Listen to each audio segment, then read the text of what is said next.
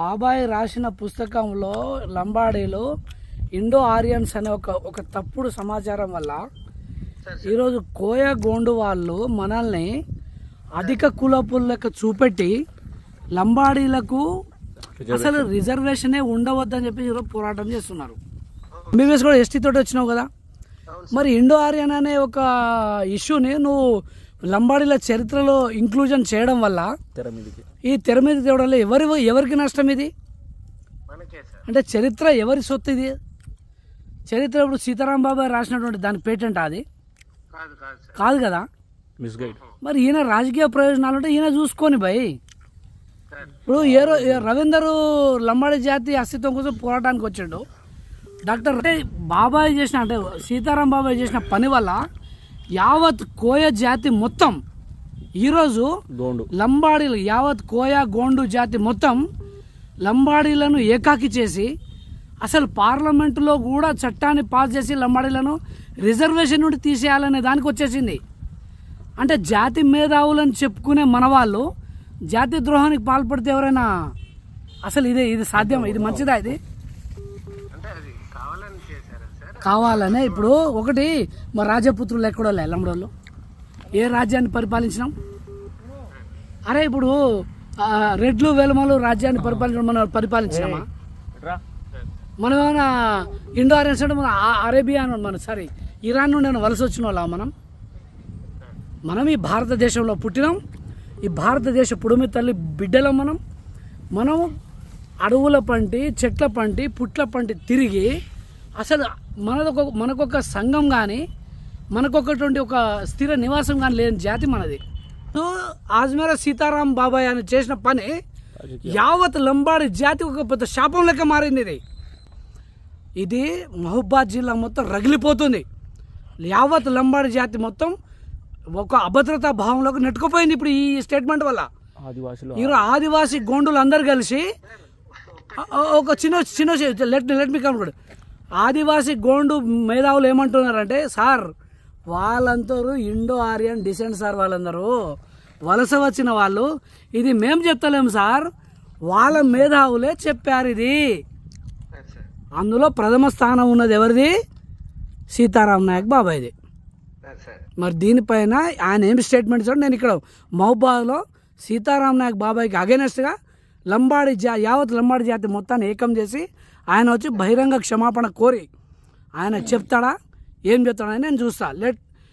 Just call him and let him to call to మీ.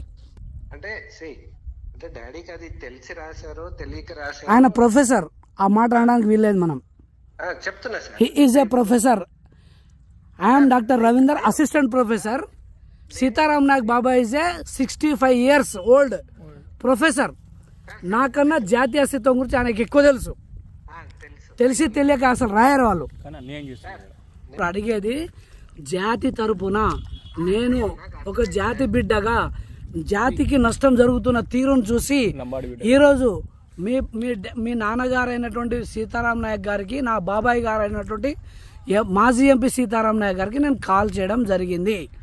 ఆయన lift చేయని తరుణంలో నేను మీకు కాల్ చేయడం జరుగుతుంది. అట్లీస్ట్ నేను నీకు ఎందుకు కాల్ చేస్తున్నానంటే ఈ యొక్క సమాచారాన్ని యాజ్ ఇట్ ఈస్గా వాయిస్ మెయిల్ పెట్టేసి ఆయనకు సందేశాన్ని పంపించవలసినదిగా నేను కోరుతున్నాను. రాజకీయం చేయకూడదు. నేను ఇప్పుడు ఏమంటున్నా, నాకు ఒక చిన్న విషయం ఇప్పుడు కూడా చెప్తాను. అక్కడ ఒక సంజీవ్ నాయక్ అని ఒక ఎవరు సేవాలాల్ సేన అనే సంజీవ్ నాయక్ గతంలో మేము తెలంగాణ రాష్ట్ర ప్రభుత్వం అధికారంలో ఉన్నప్పుడు బోయినపల్లి వినోద్ కుమార్ సార్ వాళ్ళ ఇంటికి వెళ్ళినప్పుడు నాతో సహా ఒక 50 మంది మేము వెళ్ళినప్పుడు మేము జాతి రిజర్వేషన్ కోసం పోరాటం చేస్తుంటే సంజీవ్ నాయక్ ఏమన్నాడు తెలుసా? ఈ జాతికి రిజర్వేషన్ అవసరం లేదు అని చెప్పేసి ఆ రోజు పోరాటం చేసి సంజీవ్ నాయక్ని ఆల్మోస్ట్ మేము దాడి చేయడానికి సిద్ధమైన నేను ఆ రోజు.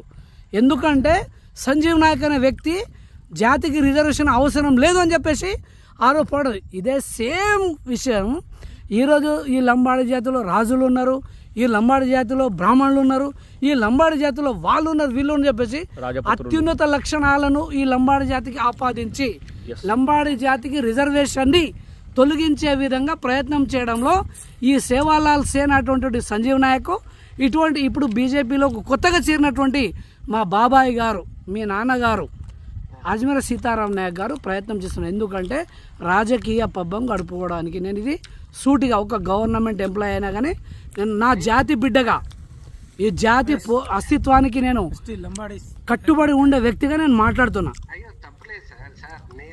జాతి నమ్ముకునే సంజీవ్ నాయక్ జాతి భవిష్యత్తును ప్రశ్నార్థకం చేసేటువంటి సీతారాం నాయక్ బాబాయ్, నాకు నీతో వ్యక్తిగతంగా నేను ఎలాంటి వాడో నువ్వు తెలుసు కదా. రవీందర్ చౌకీదార్ అంటే నిప్పుతో ఆట అట్లుంటా. నేను ఒక్కటే కోరుకునేది ఏంటంటే దయచేసి సీతారాం బాబాయ్కి ఒక మాట చెప్పండి. లంబాడీలు, ఆదివాసీలు, గిరిజనులు కొండ ప్రాంతాలలో అటు ఇటు తిరుగుతూ మనకంటూ ఒక స్థిరమైనటువంటి ఒక కూటమి కానీ, ఒక సంఘం కానీ, ఒక తండా కానీ లేనటువంటి సందర్భంలో మనం దేశ దిమ్మరు లెక్క, ఒక ఏమంటారు దాని సంచారం లెక్క బతుకుతూ ఉంటే సేవాలాల్ మహారాజ్ అనే ఒక గొప్ప సంఘ సంస్కర్త ఈ జాతిని స్థిరం చేసి ఈ జాతిని అభ్యున్నతికి పాటుపడాలని చెప్పేసి కొన్ని సంస్కరణలు తీసుకురావడం మూలాన మనం ఒక స్థిర నివాసం ఏర్పడి బతికిన జాతి మనది. మనం రాజులము కాదు, ఇండో ఆర్యన్స్ అంతకన్నా కాదు, బ్రాహ్మణ కులానికి సమానమైన వాళ్ళం అంతమైనా కాదు. ఈ జాతి మనుగడ కోసం మనం పోరాటం చేయాలి అంటే, ఈ జాతి నిలబడాలంటే మనకు ఉన్నటువంటి రాజ్యాంగబద్ధ హక్కులన్నింటినీ మనం పొందే విధంగా మన మేధావులు అంటే ఇదే ప్రొఫెసర్ సీతారాం నాయక్ లాంటి వారు, లేదా డాక్టర్ రవీందర్ చౌకీదార్ లాంటి వాళ్ళు, లేదా రాజ్ కుమార్ జాదవ్ లాంటి వాళ్ళు ఇలాంటి రాజకీయాలు చేయకుండా ఈ లంబాడి జాతి కోసం పోరాడాలని మనస్ఫూర్తిగా కోరుకుంటున్నాను. ప్లీజ్ కైండ్లీ కన్వే ద నువ్వు డాక్టర్ అయినావు, ఈ జాతి విషయంలో నేను డాక్టర్ అయినా. ఈరోజు నా పాప ఎన్ఐటీలో ఒక సీట్ సాధించింది. ఎంపీ సీతారాం నాయక్ ఇదే రిజర్వేషన్ మీద లంబాడి జాతిలో పార్లమెంట్కి వెళ్ళగలిగాడు. అయ్యో సార్, అంటే నా పర్సనల్ ఒపీనియన్ సార్, ఆయన ఎస్టీ నుండి మనల్ని తీసేయాలి చేసిన కారణంగా ఈరోజు లంబాడి జాతి అస్తిత్వం ప్రశ్నార్థకం అవుతుంది. ఆయనను ప్రతి చోట పోయిన ఆ పుస్తకం పట్టుకొని పోకుండా మనసులో పెట్టుకొని మాలాంటి మేధావులకు ఇవ్వమని చెప్పు. మేము దాన్ని సరిచేసి ఈ ప్రజలకు నేను పూర్తి ఖర్చులతోటి లంబాడి జాతి ఆవిర్భావం, లంబాడి జాతి అయనము, ప్రయాణము, లంబాడి జాతి అస్తిత్వము, లంబాడి జాతి భవిష్యత్తు అని 4 విభాగాలుగా తయారు చేసి సీతారాం నాయక్ బాబాయ్ గారి పేరు పెట్టి ఈ లంబాడి జాతి అస్తిత్వానికి ఏ విధంగా ఉపయోగపడుతుంది ఆ పుస్తకం అనేది నేను తయారు చేసి నేనే ప్రజలకు